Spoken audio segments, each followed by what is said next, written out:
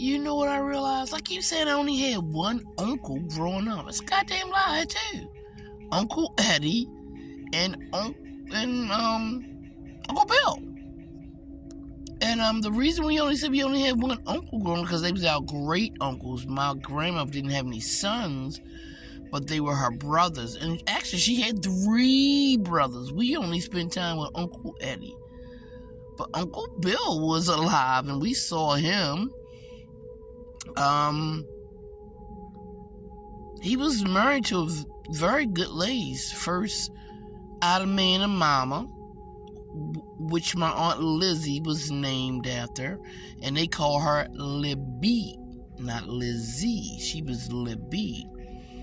And that's when I got the land from him during her funeral, that May of 1980, 81. I think it was like 10 or 11. But we constantly say that we only had one uncle. We didn't. I can't remember my grandma's other brother, because he left, they said, and went to California. He never came back. So we might have relatives in California, like my cousin Angelo found out that his father, Willie Pavette, had children in California. So maybe he's my California link on my web search. I don't know. I've never been to California. But there's a web search, and there's only like 3 people I know who ever been to California. My dad, Rodney Drummond, he was stationed there, I believe. And his wife is from there, Valerie. Henrietta Ott, Christopher Ott. She had her own fire department here in Maryland for 20-something years. I don't know if she's retired yet. And Christopher Ott was a task force, believe it or not, task force police officer in Sandtown doing that Montana Barronette shit. He was on the witness list. I don't believe they called him.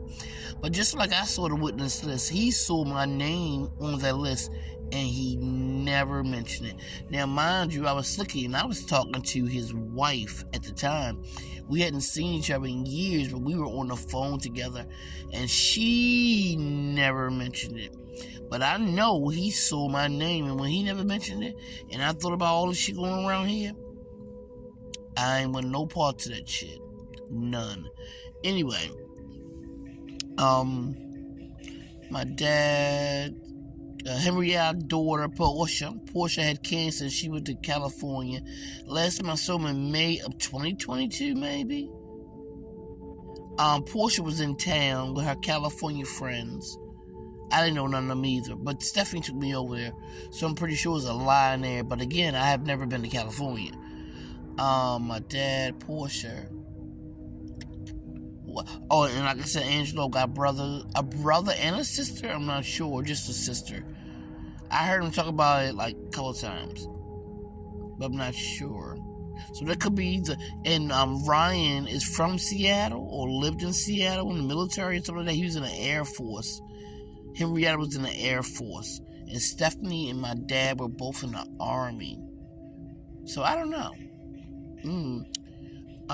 But those people were, and Stephanie lived in Colorado for 17 years. I don't know. Any of those people can be a link to say I lived in California, which is a lie. I've never even been. I've been outside of Maryland, but I've never lived outside of Maryland. And the furthest I went was Massachusetts upward. Or if Rhode Island is higher, or Connecticut is higher, I went those 2 places as well.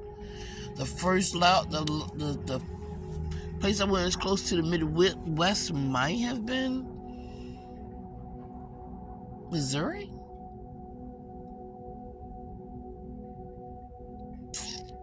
Kentucky and Missouri. Yep, because my Aunt Lizzie, I went to a conference. I forgot about that in 2016 with her when she lived at Monteverdi with Madam and Patricia and all of them from Monteverdi. That was 2016. I believe that was before the trial. And I had got sick during that time. That was my sickest time, like the first couple of years at Monteverdi, because I have pictures of me being smaller. And then by the time 2016 came along, I was really big. I had got almost to the biggest I would ever get in my sickness. I think about, I want to say 320, maybe. What else? Yeah, I think the first was Kentucky, Missouri. What else? The highest, like I said, had been in Connecticut, Rhode Island, whichever's the highest, New York, whatever's the highest, my territory. The lowest, Virginia.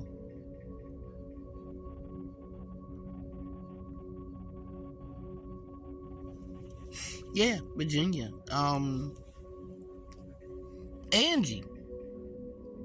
Angela Davis, and them, I believed. Oh, I can't remember. I did already have my junior. Because Stephanie, that's the only reason I went, because Stephanie had came back from Colorado. And I think she was going 17 years. So, any one of them can be used as a witness for a web search. It's still alive. I've never lived outside of Maryland, but I have traveled outside of Maryland over the years. I'm just trying to think of, but I'm going to say again, Maryland made Marianne Boyd and Thomas Whitley Jr., even Montana Barronette, because there's no fingerprinting in Maryland and there's no witness protection. Since when? Because that's how we made a verdict, because of fingerprinting and witness protection. Now, I don't give a fuck if I'm giving out secrets. You shouldn't have gang-stalked me from the first rape to the last rape, Merlin, or any lawyer, or any judge. I don't give a fuck. You lost my trust when there are 64 police on a list to do not call. Do you know the police in the city are the pimps of these bitches in this alley? I walked down to the market, they go to street markets. Outside, I had a black Baltimore police take a picture of me, posing. They're the pimps down here. You can't trust them no more. You can trust Carroll and Cross and Reason in Baltimore County. They're corrupt. Where can you go in Maryland where there is no corruption? Sexual assault, human trafficking, drug dealing. Where? When you look up the street, you got somebody dressed in uniforms in a cruiser that's blinking. But they ain't parking near this alley where if their cams on their body didn't work, the cam on their dash would. So I hope every camera in 4 to 6 block radius that their stinking hands don't got on whoever they were, clock their asses coming in and out of a dark alley, bypassing the light. They came around here twice and still chose the darkness. If they were cops, corrupt or not, they weren't here for official business.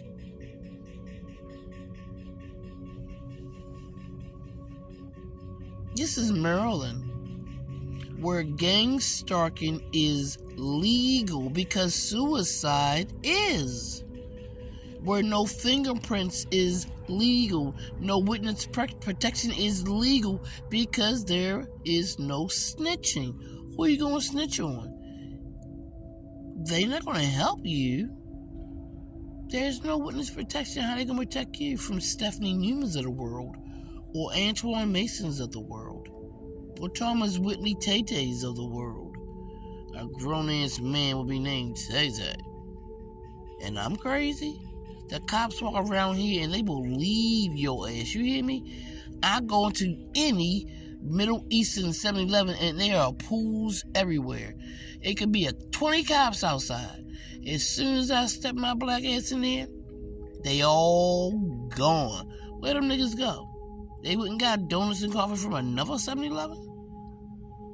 Yep, so hashtag my documentary, like, follow, and motherfucking share. Everybody have a great day. It's 3:45 a.m. in Whose Alley.